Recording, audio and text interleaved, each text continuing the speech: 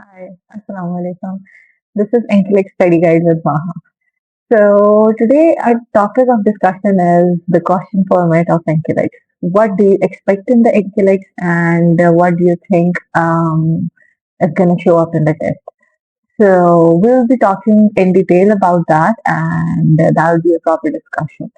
So buckle up. It's going to be like a bit long, but it's going to be worth it. So stay tuned at the end of the video.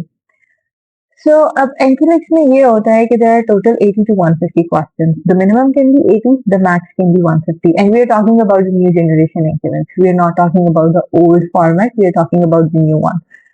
So it's going to be 80 to 150. 80 is the minimum standard and 150 is the maximum. So अब इसमें ये होता है कि if you are going good, if you are doing well in your exam, तो फिर computer would shut down at 85. Like that is the minimum cutoff value. Computer would shut down at 85. Like it won't shut down properly, but your test would disappear. And it can also disappear at 86. It can also disappear at 87, and it can go till 150. Like you can still pass the test if you have solved all of the questions, like all of the 150 questions. If you have solved, you can still pass the test. अब इसमें ये होता है कि ना 85 में एक और स्टैंडर्ड भी होता है। 85 में ये होता है कि if you are doing so bad in your test, so bad in your test कि आपको लग रहा है कि यार I am gonna fail this test, और मतलब आपको बहुत इजी क्वेश्चन आ रहे हैं लेकिन स्टिल आप बहुत बुरा जवाब दे रहे हैं, आप बहुत गलत जवाब दे रहे हैं, तो उसमें भी 85 पे कंप्यूटर शट डाउन कर देता है। I didn't even know this. तो मेरा जब 85 पे बंद हुआ तो I was like so happy कि oh wow I passed the test, and I came outside and I told my husband oh I passed it, and and he told me no, you may have failed the test. So I was like, how is it possible? I have passed it at 85. And he said no, there's another standard, 85 pay. If you're doing so bad, you can still fail the test. So I didn't know about it, so that's why I was so happy. But then it started hitting me, and then I got anxious a bit. But so far I knew that I got it, so I was like okay that I have gotten it. So yeah, अब क्या होता है कि there is a graph, it's an online test, definitely it's an online computer based test, तो graph बन रहा होता है। अब जब आपका ग्राफ ऊपर ऊपर जा रहा है ना, तो 85 पे, 86 पे, 87 पे, 86 87 पे तो first sure it's pass, right. 85 से थोड़ा ये हो जाता है कि ना you are not sure if you have done too good और if you have done too bad. तो वो जो ग्राफ ऊपर ऊपर जा रहा होता है तो वो 85 पे आके फिर बंद हो जाता है, तो you have pass the test. अब there is a test here inside of it कि आपने इसमें ये करना होता है कि अगर तो लाइक आपने ना 80 शुरू में जो आपने शुरू के 10 to 20 क्वेश्चंस है उसमें you should take the maximum time, क्योंकि शुरू में it gives you some easy questions, right. It gives you some easy questions शुरू में, तो अगर आप उसमें थोड़ा टाइम लेंगे, अगर आप उसमें 1 से 2 मिनट लेके एक क्वेश्चन सॉल्व करेंगे, तो उसमें फिर ये होगा कि आपका ग्राफ ज्यादा अच्छा ऊपर जाएगा। Like there are more chances that you would end up passing the test rather than failing the test. लेकिन अगर आप शुरू में बहुत जल्दी जल्दी जल्दी जल्दी जल्दी जल्दी next question next question next question कर रहे हैं, तो इससे you can face a bit of a problem. But at the end of the day, it's all about your preparation, how well you are prepared for it. But still, these steps count. So I personally took some time in my 10 to 20 questions. Like I thought about it, and then I took a proper minute or two to solve it, or to end it, or to move to the next question. And I did it at 85. So this is like a very important and very useful tip. That do take your time in the first 10 to 20 questions, right? अब आपने क्या करना है इसमें? इसमें there are different type of question categories. There are 8 different type of question categories which is gonna shown up in your screen. तो ये आप देख सकते हैं, इन 8 डिफरेंट कंटेंट कैटेगरीज में से आपके क्वेश्चंस आते हैं। लेकिन ये जो 8 डिफरेंट कैटेगरीज है ना, ये पूरा सॉल्व कर लेती हैं, लाइक ये पूरा कवर कर लेती हैं आपके इंटेलेक्ट के, आपके बीएसएन के, आपकी डिग्री के, आपके नर्सिंग के सिलेबस को। तो देयर इज नथिंग जो कि मैं आपको कहूँ अनइम्पॉर्टेंट है या लेस इम्पॉर्टेंट है या आप छोड़ सकते हैं। तो there is nothing like that.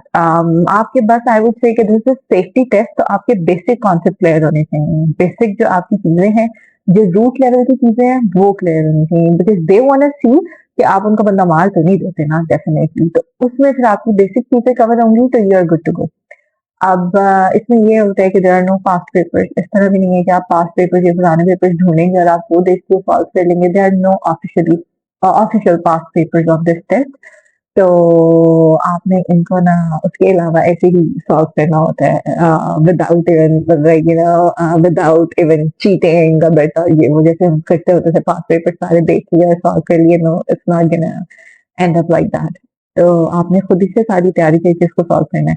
अब 8 डिफरेंट कंटेंट कैटेगरीज में आपके आ गए सारे क्वेश्चन आ गए। अब इसमें डिफरेंट टाइप ऑफ क्वेश्चन है। For example, there are SATA questions. Like all that apply. There are standalone questions. Standalone questions वो होते हैं जिसमें आपने एक ऑप्शन सेलेक्ट करनी है। SATA question select all that apply वाले होते हैं उसमें उन्होंने आपको स्पेसिफाई नहीं किया होता कि आपने 3 ऑप्शन सिलेक्ट करने हैं या आपने 4 ऑप्शन सिलेक्ट करने हैं। उन्होंने बस आपको ये स्टेटमेंट दी होती है कि सिलेक्ट ऑल दैट अप्लाई। अब बेसिकली तो इसमें नेगेटिव मार्किंग नहीं होती, एंक्लेक्स टेस्ट में आपकी नेगेटिव मार्किंग नहीं होती, लेकिन जो ये साटा क्वेश्चन है ना यहाँ पे आके आप फंस जाते हैं क्योंकि यहाँ पे आपकी नेगेटिव मार्किंग होती है। मतलब अगर आपने सिलेक्ट ऑल दैट अप्लाई वाले में से 4 ऑप्शन आपको सही लग रहे हैं लेकिन उसमें से 3 सही थे, जो चौथा आपने सिलेक्ट किया वो गलत है, तो आपका एक सही एक गलत के साथ कट जाएगा and you would get 2 marks for it. You won't get 3 marks अगर आपके 3 सही है तो you would get 2 marks for it. So this is how the SATA questions usually go with the flow. तो उसमें ये होता है कि आपके जो SATA questions होते हैं ना they are considered the hardest one. मतलब अगर आप अपने टेस्ट में बहुत ज्यादा SATA क्वेश्चन देख रहे हैं तो घबराएं, like most probably there chances you are gonna pass the test. अच्छा जी, अब साटा होते हैं, स्टैंड अलोन होते हैं। अब वो the main difference between new generation एंकिलेक्स और पुराना एंकिलेक्स वो केस स्टडीज है। न्यू जनरेशन एंकिलेक्स में there are more case studies, उन्होंने केस स्टडीज डाल दी है। केस स्टडीज में ये होता है कि एक आपको प्रॉपर केस मिल जाएगा, उस केस के आपको छह question minimum like 6 maths question आ सकते हैं, 4 से 6 क्वेश्चन उस केस में से आ सकते हैं। तो आपके 4 से 6 तरह क्वेश्चन कवर हो जाएंगे एक ही केस से। So don't worry about the case and stuff क्योंकि ये भी आपको बेसिक बेसिक केस आएंगे, सिंपल सिंपल डायरेक्ट केसेस होते हैं। इतने कोई ऊपर से आके केसेस नहीं होते हैं, बहुत मुश्किल नहीं होते, इजी केसेस होते हैं and they are good to go. उसमें भी आपको घबराने की जरूरत नहीं है। और वैसे भी हम एशियन कंट्रीज वालों के ना बहुत अच्छा कॉन्सेप्ट होता है क्लिनिकल का। हमारा क्लिनिकल बहुत स्ट्रांग होता है क्योंकि हम बहुत ज्यादा क्लिनिकल करते हैं due to the overburden, due to the less HR I would say. तो हम बहुत ज्यादा क्लिनिकल करते हैं तो हमारी केस स्टडीज अच्छी होती हैं, देयर आर मोर चांसेस कि हम पास कर सकते हैं टेस्ट को। उसके बाद स्टैंड अलोन हो गए, साटा हो गए, केस स्टडीज हो गई। बाकी fill in the blanks type के क्वेश्चंस आते हैं, इसमें ये होता है कि वो आपको कहते हैं डोजेज कैलकुलेट करके बताएं फलाने इंजेक्शन की या फलानी चीज की डोजेज कैलकुलेशन भी आती है और बाकी सारी चीजें भी आती हैं उसमें। मतलब उसमें आपको एक ब्लॉक दिया होगा उसमें आपने डोजेज लिखनी होगी, सही है। लेकिन सबसे इम्पोर्टेंट ये है कि आप क्वेश्चन की स्टेटमेंट बहुत ध्यान से पढ़ेंगे, what are they asking you, like even if they are asking the dose in particular unit तो आपने उसी यूनिट के अंदर डोज मेंशन करनी है। तो क्वेश्चन स्टेटमेंट हर क्वेश्चन में बहुत इंपॉर्टेंट है। अगर आपको क्वेश्चन स्टेटमेंट समझ नहीं आ रही तो definitely you are gonna fail. तो आपने सबसे ज्यादा इंपॉर्टेंट क्वेश्चन को समझने के लगानी है, आपने समझना है उसको 3 दफा पढ़ना है। अगर एक क्वेश्चन समझ नहीं आ रहा 3 दफा पढ़े उसको समझें कि what are they actually asking you and then solve that question. अच्छा जी, इसके बाद मैचिंग ग्रिड्स भी आ सकते हैं, आपको डिफरेंट टाइप ऑफ क्वेश्चन आ सकते हैं। So these 3 were the most important ones that you are gonna see in the test. तो घबराना नहीं है आपने आपने घबराना नहीं है, you're gonna pass the test इंशाल्लाह। इट्स नॉट दैट टफ जितना हमारे अपने दिमागों में होता है कि पता नहीं इंटेलेक्ट क्या बला है क्या चीज है। I personally did it in 2 months if I can, anybody can, क्योंकि मेरी भी कोई बहुत आला किस्म की तैयारी नहीं थी या मैं भी कोई बहुत ज्यादा डिस्टिंक्शन वाली बच्ची नहीं थी बीएसएन में, कोई बहुत हाईली क्वालिफाइड बच्ची नहीं थी, कोई बहुत ज्यादा मेरे मार्क्स नहीं आए हुए थे, बहुत अच्छे ग्रेड्स नहीं थे, but I still did it and the way I did it वो भी मैं आपको बताऊंगी कि किस तरह से मैंने किस स्ट्रैटेजी से उसको किया, कैसे लेके चली कि 2 से 3 महीने में मैंने पूरी तैयारी करी। और it's basically a strategy, it won't be like that. अच्छा जी, ये हो गया क्वेश्चन फॉर्मेट्स हो गए आपके सारे। अब कंटेंट कैटेगरीज हो गई। ये इस तरह के क्वेश्चंस आप एक्सपेक्ट कर सकते हैं और इस तरह के क्वेश्चंस आपको आ सकते हैं। और ज्यादातर ये होता है कि हमने ना अपने दिमाग में 85 पे ना बनाया होता है कट ऑफ रेंज में, अच्छा ठीक है 85 पे आ गया, अगर मेरा टेस्ट बंद हो गया 86 पे बंद हो गया तो मैं पास कर दी हूँ, अदरवाइज मैं फेल कर दी हूँ, विच इज रॉन्ग। क्योंकि आई हैव सीन पीपल 150 पे जाके भी वो पास हुए हैं। तो अपने दिमाग में आप शुरू से एक माइंडसेट लेके जाएँ कि यार अगर मेरे 150 पे आ गए ना, मैं 150 तक भी चली गई, तो मैं पास कर जाऊँगी टेस्ट। इट्स नॉट समथिंग कि 150 तक जाके मैं फेल ही करूँगी। 120 पे लोग पास होते हैं, 140 पे पास होते हैं, 150 पे भी पास होते हैं। Like I was seeing a story yesterday.